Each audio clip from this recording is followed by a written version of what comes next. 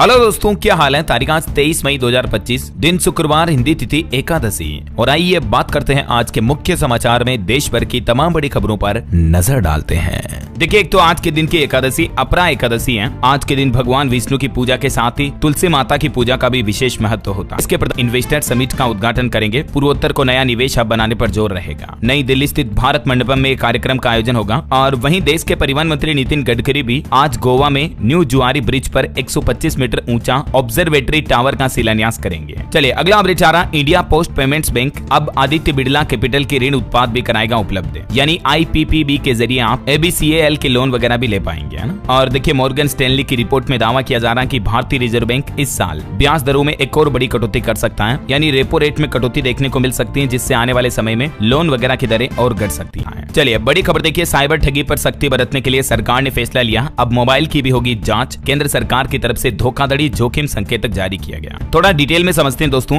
FRI क्या है और इसकी विशेषताएं क्या होगी। पहला, नंबर 1, ये संदिग्ध नंबरों की पहचान करेगा जिन नंबरों का इस्तेमाल साइबर अपराध या वित्तीय धोखाधड़ी के लिए किया जाता है। दूसरा, खुफिया जानकारी शेयर करने में भी ये टूल मदद करेगा। तीसरा, जोखिम वाले मोबाइल नंबरों की अतिरिक्त जांच होगी। चौथा, रियल टाइम में कार्रवाई होगी। पांचवा, डिजिटल प्लेटफॉर्म को सुरक्षित बनाएगा ये टूल, जैसे फोन पे, गूगल पे, पेटीएम वगैरह हो गया। और छठा, इस टूल के माध्यम से अलर्ट सिस्टम भी शुरू होगा। अगर संदिग्ध नंबर से लेन देन हुआ तो ये UPI प्लेटफॉर्म्स को तुरंत अलर्ट भेज देगा। अगली बड़ी खबर देखिए दोस्तों, देश भर में आंधी तूफान भारी बारिश का माहौल चल रहा है। सैकड़ों लोगों की मौतें हो गई बीते 24 घंटों के दौरान। अकेले उत्तर प्रदेश में ही आंधी बारिश से 58 लोगों की मौत हुई है। राजधानी दिल्ली में भी देखिए, तूफान के कारण 200 तिरंगे झंडे क्षतिग्रस्त हो गए। अब आने वाले 25 तारीख से तो नौतपा शुरू हो जाएगा, तो उसके बाद भीषण गर्मी भी शुरू होगी। हरियाणा में भी देखिए, मौसम ने कहर मचाया। आंधी से 1100 से ज्यादा बिजली के खंभे गिर गए। 650 के लगभग पेड़ भी उखड़ गए। कई लोगों की मौतें हो गई अलग अलग राज्यों में। और वक्फ संशोधन अधिनियम पर सुनवाई हुई सुप्रीम कोर्ट में। फिर से देखिए आप, सुप्रीम कोर्ट ने ये मामला सुरक्षित रखा है। केंद्र सरकार ने दलील दी, कहा कि आदिवासी मुसलमानों पर है वक्फ प्रतिबंध एक सुरक्षात्मक उपाय। केंद्र सरकार ने वक्फ संशोधन कानून पर अंतरिम रोक लगाने का सुप्रीम कोर्ट में विरोध किया। और सॉलिसिटर जनरल तुषार मेहता ने वक्फ करने वालों के लिए मुस्लिम होने की अनिवार्यता को भी सही ठहराया। कहा कि अगर हिंदू वक्फ को दान करना चाहता है तो वह ट्रस्ट के जरिए ऐसा कर सकता है। जनजातीय क्षेत्रों में वक्फ पर रोक को भी सरकार ने सही बताया। अभी भी सुप्रीम कोर्ट में वक्फ कानून को लेकर कई सारी याचिकाएं लंबित हैं। बीते दिन भी केंद्र सरकार ने बयान दिया था कि वक्फ इस्लाम का अनिवार्य हिस्सा नहीं है।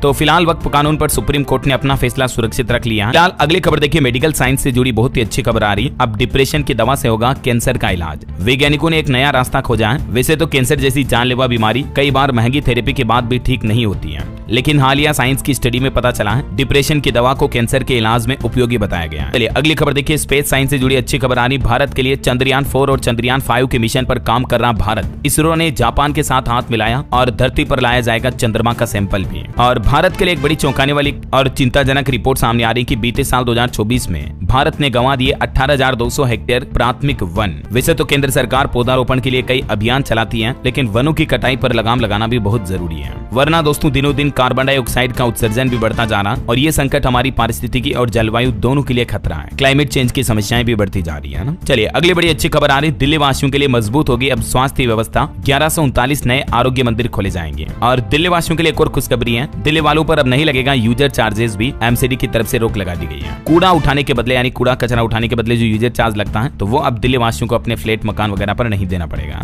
चलिए बैंकिंग न्यूज से खबर देखिए, केनरा बैंक की तरफ से अपनी FD की ब्याज दरों में कटौती की गई। अब जमा पर अधिकतम 7.5% तक का ब्याज मिलेगा। अगला अपडेट देखिए, बहादुरी और बलिदान के लिए जवानों को मिले गैलेंट्री अवार्ड्स। देश की राष्ट्रपति द्रौपदी मुर्मू ने 6 कीर्ति चक्र और 33 शौर्य चक्र दिए। डाइस से उतरी शहीदों की माओं को गले भी लगाया। ये कुछ तस्वीरें आप देख सकते हैं। राष्ट्रपति मुर्मू के पुरस्कार वितरण किए। सेना के जवानों को टोटल 39 वीरता पुरस्कार दिए गए। कुछ को तो मरणोपरांत भी सम्मान मिला। इस कार्यक्रम में PM मोदी भी मौजूद रहे। चलिए खबर आ रही, भारत ने 24वीं IORA बैठक में भाग लिया और सदस्य देशों ने भी आतंकवाद की निंदा की है। हिंद महासागर रिम एसोसिएशन की 24वीं बैठक आयोजित हुई। वहीं देखिए बड़ी खबर, भारत के विदेश मंत्रालय ने कहा कि बातचीत और आतंकवाद साथ साथ नहीं हो सकता है। तुर्की से भी भारत बोला कि पाकिस्तान को समझाएं कि आतंकवाद का साथ न दें। पाकिस्तान से अब केवल द्विपक्षीय बातचीत ही होगी। PM मोदी ने भी पाकिस्तान को एक बार फिर से हिदायत दी और कहा कि अब न ट्रेड होगा न टोक होगी, अब सिर्फ POK के बारे में ही बात होगी। और देखिए PM मोदी ने यहाँ से 1100 करोड़ रुपए की योजना के तहत देश के 18 राज्यों में 103 अमृत स्टेशनों का भी उद्घाटन किया। और ऑपरेशन सिंदूर का जिक्र करते हुए PM मोदी बोले कि 22 अप्रैल का बदला 22 मिनट में लिया गया। ऑपरेशन सिंदूर ने आतंकवाद से निपटने के लिए 3 सूत्र तय किए। पीएम मोदी ने उन 3 सूत्रों के बारे में भी बताया। पहला, भारत पर अगर आतंकी हमला हुआ तो करारा जवाब मिलेगा। दूसरा, भारत अब एटम बम यानी परमाणु हमले की गीदड़ भभकियों धमकियों से भी डरने वाला नहीं है। और तीसरा, हम आतंक के आकाओं और आतंक की सरकार दोनों को अलग अलग नहीं देखेंगे, एक ही मानेंगे। पीएम मोदी ने एक बार फिर से पाकिस्तान को ये तीनों हिदायत याद दिलाई। तो वहीं दोस्तों, इधर पीएम मोदी के इस संबोधन पर विपक्ष से कांग्रेस के राहुल गांधी ने भी कहा कि मोदी जी खोखले भाषण देना बंद कीजिए, आपका खून सिर्फ कैमरे के सामने क्यों गर्म होता है। तो ये कुछ राजनीतिक बातें चीतें भी चल। इधर भारत ने तुर्की को भी एक बार फिर से कड़ी चेतावनी दी और कहा कि भारत के साथ दोस्ती चाहिए तो पाकिस्तान से नाता तोड़ो, आतंकवाद से दूरी बनाओ, क्योंकि आतंक का समर्थन नहीं चलेगा, पाक का साथ छोड़ो वरना भारत साथ नहीं रहेगा। तुर्की को हिदायत दे दी है अब भारत सरकार ने भी। हालांकि अभी भी एक बड़े दुख की बात यह है दोस्तों कि जम्मू कश्मीर पहलगाम हमले को 1 महीना हो चुका है, लेकिन इस हमले को अंजाम देने वाले आतंकवादी अभी भी गिरफ्त से दूर हैं। और वैसे भारत की ताकत अब और बढ़ने वाली है। देखिए, पाकिस्तान के छूटेंगे छक्के, दुश्मनों की अब खेड़ नहीं। एक और स्वदेशी सरफेस गन भारतीय इंडियन आर्मी के बेड़े में शामिल होने जा रही है और इसका सफल समुद्री परीक्षण भी किया है भारत ने, जिससे हमारी सेना की ताकत और बढ़ेगी, है ना। तो वहीं इधर देखिए दोस्तों, पाकिस्तान ने कुछ और झूठे बेबुनियाद आरोप लगाए। पाकिस्तान बोला कि बलूच आर्मी और टीटीपी भारत से जुड़े हुए हैं। पाकिस्तानी रक्षा मंत्री ने कहा कि भारत स्कूल बस हमले में शामिल है। भारत आरोपों को बेबुनियाद बता चुका है।